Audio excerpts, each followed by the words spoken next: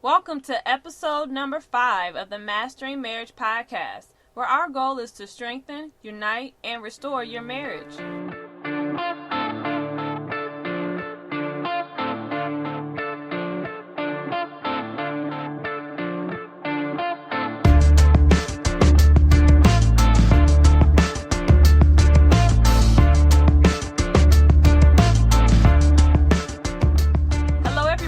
My name is Amanda, and together with my husband David, we are the co-founders of MendOurMarriage.com, and our goal is to break the back of divorce by bringing married couples together to be accountable, keep the passion alive, and expose the hidden issues that try to rip marriages apart.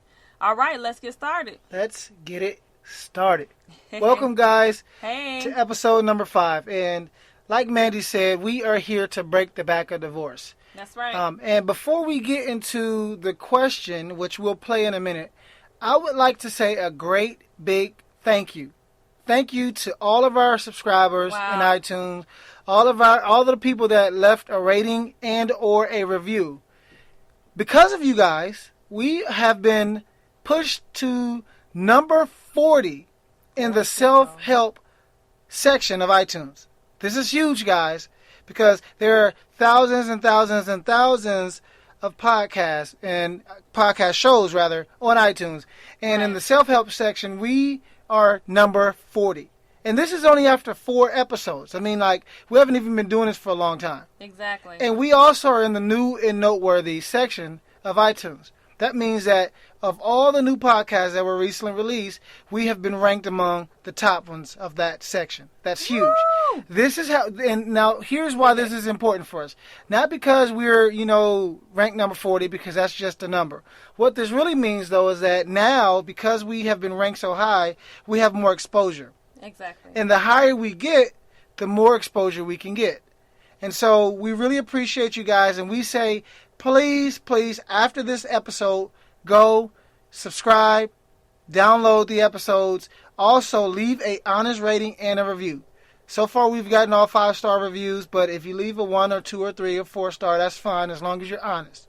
And we already are getting people who hadn't been to the site, but they found us in iTunes, and so that's great. Yes. And the more that we're seen in the new and noteworthy section, and the higher we get in our ratings, the more people will see our show. Exactly. So we thank you guys for that. Thank you so much. Now, without all that, now having all said that, I can't get my words out. I'm so hyped. I'm turned up. I'm sorry. Oh, Lord. But anyway, now that that's out the way, I would like to say that this episode is brought to you on behalf of MendOurMarriage.com.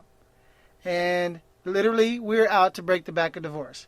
And we would like to let you guys know that we have an excellent membership package for you, depending on your need. Right? We have the couples fitness package. Yes. We have the advanced package or the deluxe. Whatever one fits your needs. So check it out. Exactly. Go to www.mendourmarriage.com/membership.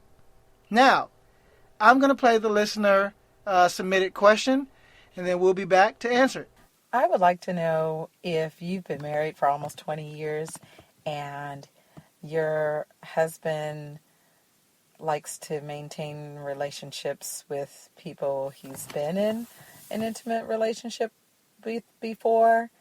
That the problem is these people constantly talk about how much they would still wish, actually, that they had gotten married and would love to have his children, and has said these things publicly in front of me. And my husband has never said anything to anything, and it got to a point where I just felt incredibly disrespected and had to share with him how it made me feel, and I feel like he always brushed over it. So I'm just wondering, how do I best get across to him that I honestly feel it's very inappropriate, one, that he still has relationships with people that he had been intimate with, and they still carry this torch. That's the issue for me. They still carry that, and they're very open in public with how they feel. What do I do? Thank you. All right, guys. So I hope you guys got a feel for what the question is. That's some deep stuff, huh, Mandy? It is. It is. So, and me and Mandy, we're about to wrestle this alligator down a little bit. We're going to answer this question. But pretty much, if you got the gist of the question, it was all about how do I communicate to my husband that those, what would you call those, extra relationships? I would say those interactions are inappropriate. So she was asking really, how do I tell him that those are inappropriate? Exactly. So, baby, what do you think about this? Well, I think first and foremost, timing is going to be very important. Okay. And what I mean by timing, that means that when you do approach him, you want to make sure that it is a time where he's going to be receptive to what you have to say. That's good. Especially with you having been married for 20 years, there are already a lot of ingrained thoughts and patterns and behaviors. Yeah. So, coming to him with something, that apparently he's been doing for a long time and you haven't addressed before, you're going to want to make sure to go to him at a time where he's going to be receptive and open to what you have to say. Yeah. And let me piggyback off that because that's really key. And I hope you heard that part about the 20 years worth of information and learned behaviors. That's huge. Right. As the longer you're married, the more likely you develop ingrained patterns of behaviors.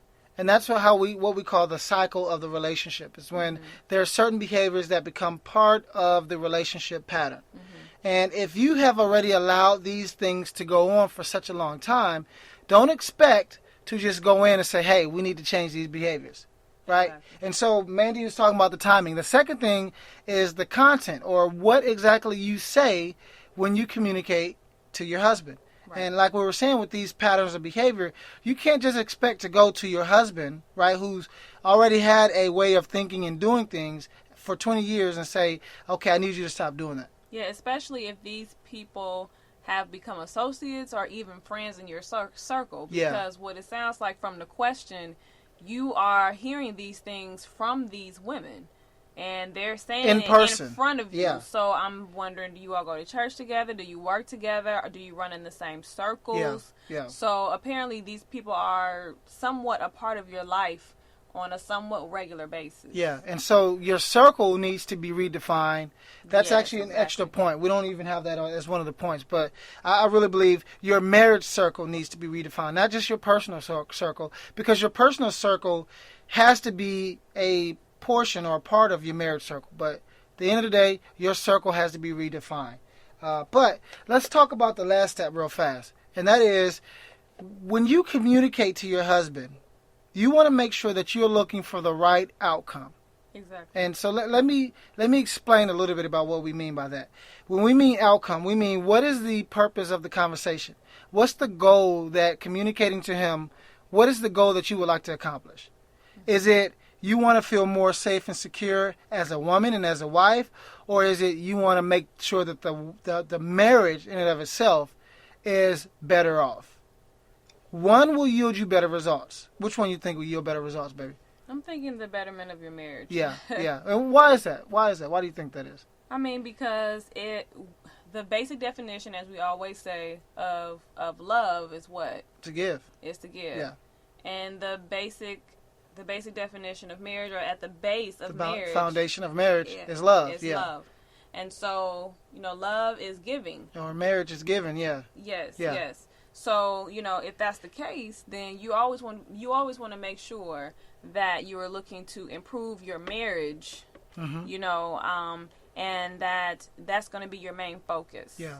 Which is huge, because you won't believe, actually you probably will believe, you the listener, how much person-centric you become when you get married. I mean, like, you really become, you say these vows, for better, for worse, for richer, for poor, till death will do us part, and it's almost like you're vowing to make it about the marriage. But the moment you say I do, and you are carried across the threshold, or you carry her across the threshold, something changes in your mind. And I know for me personally, something changed. My wife spoiled me. Thank you, baby. You spoiled me. But anyway, and I started to adopt certain ways of thinking, and developing certain behavioral patterns that, quite frankly, was about me. They were selfish. Right. You know, and so you want to make sure that even with the issues that affect you, you don't make it all about you. And I know that even for a wife, especially because we always hear that, you know, the man is supposed to get it out. Try that again. The man is supposed to pursue the wife. Yeah. And you know what? I think that when you are courting and when you are looking to get married, definitely, I do believe that the man is supposed to pursue the wife. But then I believe once you get married, you are supposed to pursue each other. Yeah. Yeah. Okay, so, you know, women, we are going to have to step out and start initiating some because, again, our goal should be to give in the marriage. Yeah. So we should be trying to learn our husbands and learn how to give to him and to pursue him as well. Yeah. And obviously, there's something missing.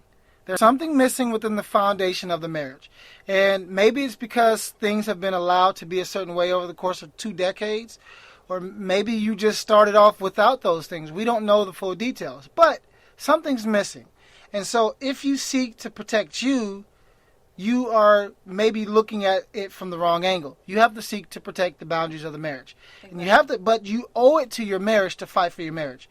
And if your husband is distracted by old relationships, this goes to step number 2, which we talked about was the content. If he's still distracted by old relationships, you want to make sure that you guys establish or reestablish healthier boundaries, right? Exactly. Yeah, so let's recap again because we want to keep it brief, but at the same time, we want to make sure that we give you tangible stuff because we're not going to just say stuff to make you feel good, by the way. Exactly. So I'm sorry, because at the end of the day, we are fighting to save your marriage. Right. And not to save ego or not to save, securities. Feelings. Yeah, or feelings. Anything like that. Yeah, it's all about saving your marriage. Right. And we'll let you guys work on each other's egos and feelings. So, but babe, you want to recap the points real fast? Sure. The very first point was timing. Okay. So again, making sure that you're looking for a time in which your husband is not going to be defensive. And then the second point is making sure that you're communicating the right things to him. And then the third thing is the outcome. So you want to look to better your marriage, not just to fulfill a selfish need. And we're not saying you're selfish, but not just to protect your emotional state. Exactly. Yeah. So here it is, guys. That's the truth. You heard it from Mandy and David. But hey, we're done. But we do want to say thank you again. Thank you. We really appreciate it. Yes, we really do. And these podcasts are aired Monday through Friday, so 5 days a week. So make sure that you're tuning in every single day because they're going to be released every single day except for Saturday and Sunday. Okay? Because we needed time to rest. But anyway, thank you guys. We love you guys, and we appreciate it. We out, y'all. All right. Deuces.